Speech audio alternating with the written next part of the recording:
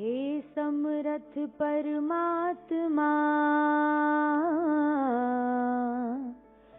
हे निर्गुण निरंकार, तू करता है जगत का, तू सबका आधार, कण कण में है बस रहा तेरा रूप अपार। तीन काल है सत्य तू, मिथ्या है संसार। घट घट वासी है प्रभु,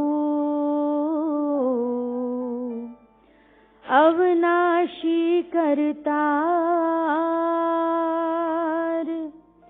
दया से तेरी हो सभी, भव सागर से पार। निराकार साकार तू,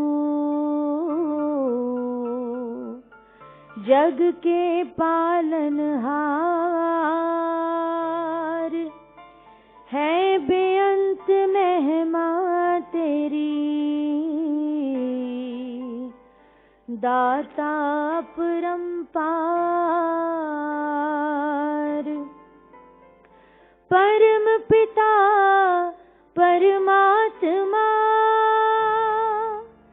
सब तेरी संतान।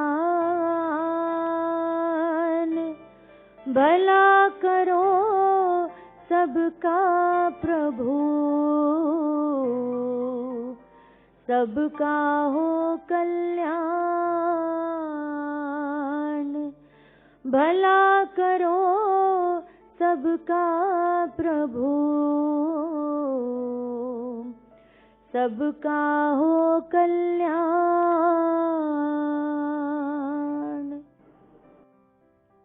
साथ संगत जी, प्यार से कहना धन निरंकार जी।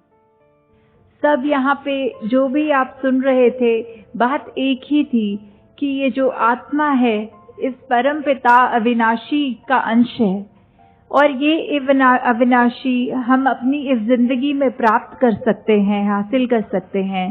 जिस तरह बार बार जिक्र मीरा जी का भी हो रहा था कि इसी नगरी की वो, और बचपन से ही वो हाथ में मूर्ति तो रखती थी, पर जब रविदास जी का सद्गुरु रूप में उनके जीवन में आना हुआ तो उसके बाद ही वो उनके जो रुतबा था पहले उससे उठकर और एक इस अवस्था का, एक भक्त की अवस्था का बन गया।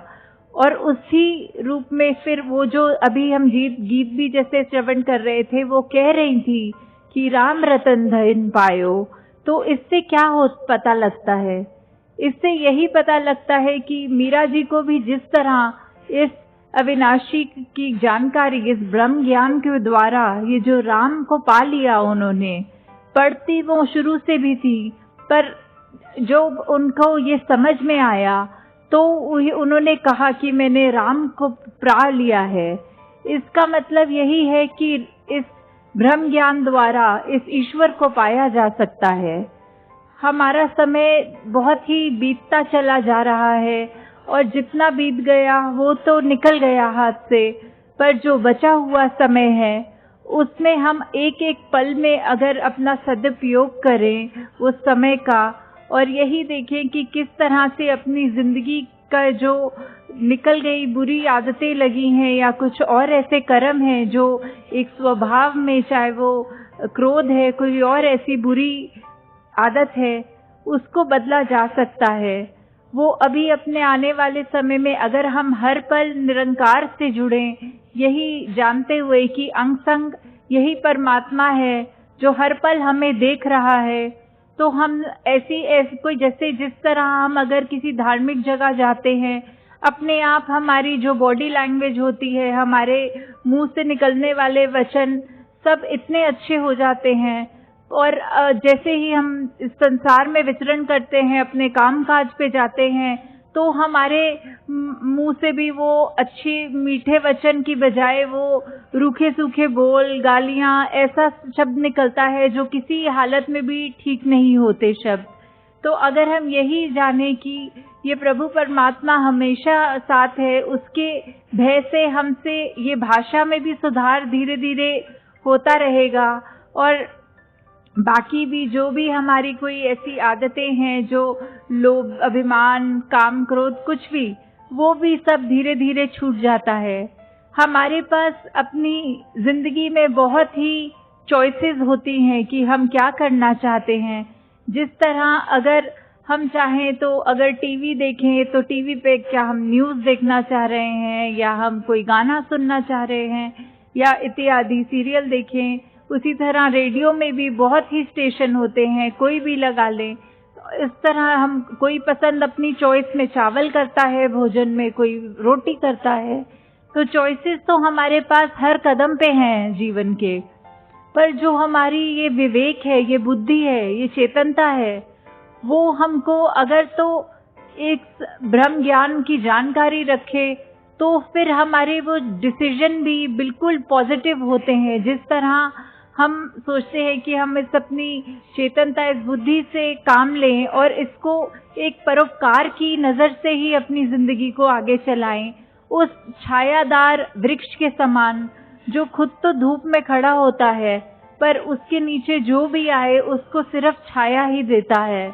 उसी तरह जिस तरह एक सैंडलवुड जो होता है, उसका एक खुशबूदायक इतनी खुशबू होती है उस पेड़ में, उस पे अगर सांप भी लिपटे हों और उसको डस भी लें तो भी वो चंदन की लकड़ी ने तो बस खुशबू ही देनी है।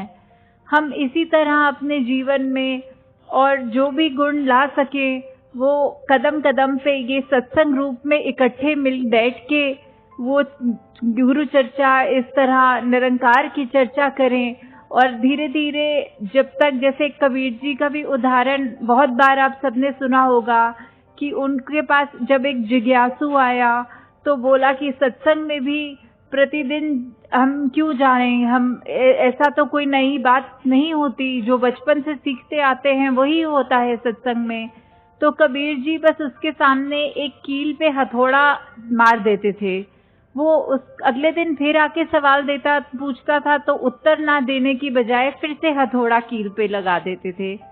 कुछ ही दिनों बाद जब उसको समझ में आ गई बात कि इसका मतलब जिस तरह एक कील दीवार पे पक्की करने के लिए बार बार उस पे हथौड़ा मारना जरूरी है, उसी तरह हम अपने जीवन में अपने संस्कार अच्छे करें, अपनी आदतें अच्छे करें कि जिस तरह हमारे ढल जाए वो व्यवहार में, उसके लिए सत्संग भी ज़्यादा से ज़्यादा करें तो ही वो चीज़ें उस तरह सबकॉन्शियस माइंड से बैठते हुए अपनी आदत में हो जाती हैं। जैसे एक और उदाहरण इस पे हो सकता है कि एक अगर क्रिकेटर देखते हैं, जो क्रिकेट खेलते हैं, सब जानते ही होंगे कि तरह तरह की बॉल्स फेस करनी पड़ती हैं एक बैट्समैन को। तो उसमें भी अलग तरीका जो होता है कि अगर तो ऐसा नहीं है कि किसी अगर कोई क्रिकेट खेल रहा है उसको बोलो कि तुम्हें खेलनी तो आती है गेम, तो तुम हर दिन प्रैक्टिस क्यों करते हो, तो वो यही आगे से उत्तर देगा कि खेलनी मुझे आती है गेम, पर जब तक अगर मैं रोज ये अभ्यास ना करूं तो ऐसा हो सकता है कि जिस तरह एक बोलते हैं रिएक्शन, कि वो गेंद अगर तेज आ रही है तो मुझे अपने बल्ले को किस तरह घुमा के मारना है, या फिर धीरे आ रही है तो किस तरह वो गेंद को रोकना है। तो ये चीज अभ्यास से ही आएगी ताकि जिस समय जरूरत हो उसी समय ऐसी गेंद का सामना करके ज्यादा रन बन पाए। उसी तरह एक और उदाहरण कि अगर एक बोरी है, उसको अगर हम जहाँ पे भी छेद करेंगे जो उस बोरी में भरा होगा वही गिरेगा, चीनी होगी तो चीनी गिरेगी, और कोई उसमें ऐसे गंदगी या कोई कड़वी चीज होगी तो वो गिरेगी। वैसे ही हमें अपने अगर बोलचाल में, व्यवहार में हमेशा ऐसी चीज रखनी है कि हमारे को कभी भी ऐसी सिचुएशन आ जाती है, एक स्थिति आ जाती है जीवन में कि एकदम से तब सोचने का समय नहीं होता, हम अंदर से जैसे होते हैं वैसे का वैसा ही बाहर प्रकट हो जाता है। तो हम अपने आप को अंदर से ही कर्म रूप में इतने अच्छे रखें कि कोई भी स्थिति हो वहाँ हम एकदम से जिस तरह हर एक को पसंद आए वैसा ही व्यवहार हो, वो हमारे लिए भी अच्छा है, औरों के लिए भी हम अच्छे बोल बोलकर उनको भी कंफर्ट देख सकते हैं। और फिर दासी फिर से अंत में वहीं पे बात जोड़ना चाहेगी जहाँ से शुरू की थी, कि इस तरह जहाँ पे हम इस परम पिता की प्राप्ति कर सकते हैं, ये हो सकता है और ये इसी जन्म में हो सकता है। क्योंकि जिस तरह और हम देखते हैं कि मनुर्भव बोलते हैं मनुष्य बनना, कि इसी समय हम जब मनुष्य बनकर आए हैं तो हमारे पास ऐसी क्या चीज है जो पशुओं में नहीं है। वो यही समझ है, जो समझ हम जिस समझ हमको जो कहते हैं कि एक दृष्टि, आंखें होने के बावजूद हमें एक ज्ञान की दृष्टि का समझ हो सकती है जो हमको जीवन मुक्त कर सकती है, कि हम जीते जी मुक्त हो जाएं। कि ऐसा नहीं है कि सिर्फ वृद्ध अवस्था में ये करें कि अब जीवन खत्म हो रहा है तो अब करें, ध्यान लगाएं। ऐसा नहीं है। किसी भी अब अपनी जीवन काल को हर पल सुनहरा करने के लिए ये ज्ञान अगर हमारे पास हो तो हम जीवन मुक्त हो जाते हैं। ना कि हमारा सिर्फ ये जिंदगी संवरती है, पर जिंदगी के बाद जिसको मौत का समय बोलते हैं, कि परलोक सुखी भी होता है और आगे भी सुहेला है। तो लोक सुखी परलोक सुहेला। तो ऐसे ही जो हमारी जिंदगी है वो हाथों से फिसल ना जाए, और इसमें जीते जी हम अपनी जीवन में जहाँ विशालता लाएं, नम्रता लाएं, प्रेम की भावना लाएं, नफरत से दूर जाएं, इस तरह हम और अपने आप को सुधारें, हर पल सुधारें। और ये हो तभी सकता है जब बिल्कुल एक जो कहते हैं गुरुमत, की गुरु के अनुसार चलने वाली बात, की जिस तरह हर पल अभी जिक्र भी किया था कि बार बार की ज्ञान कक्ष खुले हैं। आप सब जो भी जिज्ञासु हैं, जो है कि जीवन के बंधनों में, जिस तरह हम गीता का भी उदाहरण दें तो जहाँ श्री कृष्ण जी ने ये जीवन बंधन की बात करी है, वहीं पे मोक्ष और मुक्ति की भी बात करी है। वो यही कह रहे हैं, समझा रहे हैं कि जिस तरह हम अपने कपड़े प्रतिदिन बदलते हैं, उसी तरह हम एक योनि से दूसरी योनि के बंधन में हमारे शरीर भी उसी तरह बदलते जाते हैं। और जब हम ये ह्यूमन बन के आते हैं तो वही चॉइस वाली बात है कि अब हमारी संभावना है, हम मनुष्य बनकर आए हैं, संभावना है कि हम बन सकते हैं, अब हम मुक्त हो सकते हैं। तो हम इस ज्ञान को प्राप्त कर लें ताकि जीवन हमारा अपने जीते जी भी, कोई चाहे हमारी परिस्थितियां कैसी भी हों, मन स्थिति एक जैसी हो, जैसी भी हो परिस्थिति एक सी हो मन स्थिति। साथ संगत जी, प्यार से कहना ध्यान निरंकार जी। तेरी ओट सहारा तेरा, तन मन कोल घुमावा, कहे अवतार तेरे ही दाता।